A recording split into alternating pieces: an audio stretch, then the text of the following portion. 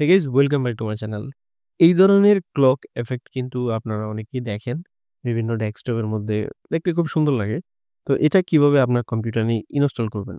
তো এটা বেসিক্যালি আপনার কম্পিউটারে যখন আপনি কাজ করবেন না, তখন এটা আপনার এখানে শো হবে। সো এটা আপনি টাইম সেট করতে পারবেন যে আমি ১ মিনিটের যদি করে দিই, তাহলে ১ মিনিট পরে মানে আপনি যদি ১ মিনিট কাজ না করেন, তাহলে এটা অটোমেটিক অ্যাপিয়ার হবে এবং এটা ডিসপ্লেতে শো হবে। আর এটা দেখতে খুব সুন্দর লাগে। তো চলেন কিভাবে এটা ইনস্টল করবেন সেটা দেখি। তো আপনি Google এ এসে লিখবেন Flicklo। Flicklo বেসিক্যালি ওদের ডোমেইন নেম, অথবা আপনি ফ্লিপ ক্লক লিখলেও চলে আসবে। যেই ওয়েবসাইটটা পাবেন সেখানে ক্লিক করার পরে আপনি তাদের ওয়েবসাইটে দেখতে পাবেন এবং এখানে বেশ কিছু স্ক্রিনশট দেওয়া আছে। আপনি দেখতে পাচ্ছেন এটা ইউজ করলে কম্পিউটারের লুকটা চেঞ্জ হয়ে যায়। আর এখানে ২ টো ভার্সন দেওয়া আছে, Mac এবং Windows এর জন্য। সো আমরা যেহেতু গরিব তাই আমরা Windows ইউজ করব। সো Windows-টা ডাউনলোড করলাম। এরপরে সফটওয়্যারে ক্লিক করলে দেখতে পাচ্ছেন এটা সফটওয়্যার। এটা বেসিক্যালি জিপ ফাইলে আসবে। আপনি এটাকে এক্সট্রাক্ট করে নিবেন। তো এই সফটওয়্যারটার সবচেয়ে বেস্ট পার্ট হচ্ছে এটা ইনস্টল করার কিছু নাই। এটা যখন আপনি ডাবল ক্লিক করবেন, তখন এটা জাস্ট এভাবে শো হবে। এটা আসলে ইনস্টল করতে হলে আপনাকে রাইট বাটন ক্লিক করে ইনস্টল এ ক্লিক করতে হবে। আর বেসিক্যালি এটা কিন্তু ইনস্টলও হবে না। এটা জাস্ট রান হবে। তো আপনাকে এই ফাইলগুলো কিন্তু আপনি ডিলিট করতে পারবেন না। এই ফাইলগুলো আপনাকে যেকোনো একটা জায়গায় স্টোর করে রাখতে হবে। এগুলো ডিলিট করে দিবেন, আপনার সফটওয়্যার ডিলিট হয়ে যাবে।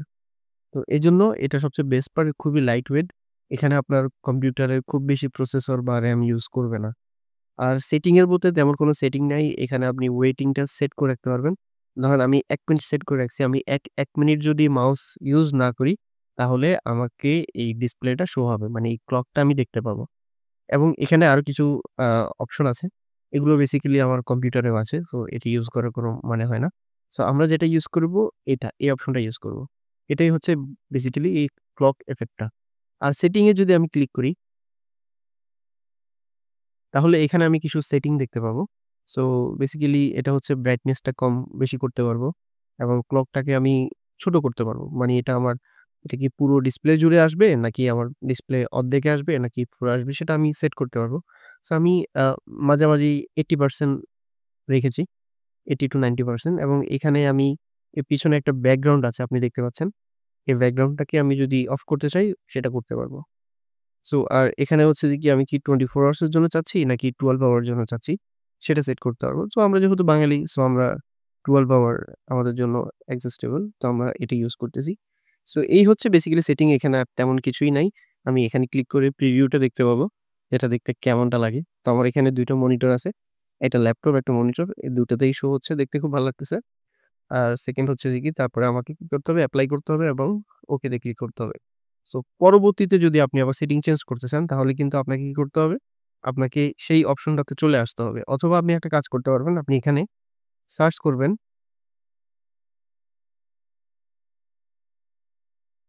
সার্চ করার পরে আপনি দেখতে পাবেন এই সফটওয়্যারটা এখানে আছে। এটা কিন্তু ইনস্টল হয় নাই। ইনস্টল হওয়া নাই। এটা আপনি কোথাও খুঁজে পাবেন না। আপনাকে জাস্ট সার্চে এসে এখানে করতে হবে এবং আপনাকে এই যে ওপেন ফাইল লোকেশন এটা ক্লিক করতে হবে। দেন আপনাকে আবার ইনস্টল এ ক্লিক করতে হবে। আপনি ওপেন এ ক্লিক করলে এই সফটওয়্যার ওপেন হবে না। আপনাকে ইনস্টল এ ক্লিক করতে হবে। তারপরে আপনাকে এই জিনিসটা আপনি দেখতে পাবেন এবং আপনি এখান থেকে যদি কোন সেটিং চেঞ্জ করতে চান, তাহলে আপনি এটা করতে পারবেন। আর মনে রাখবেন এটা কখনো ডিলিট করবেন না। এই ফাইলগুলো আপনাকে অবশ্যই রাখতে হবে। সো এটাই হচ্ছে সেটিং। So good bye.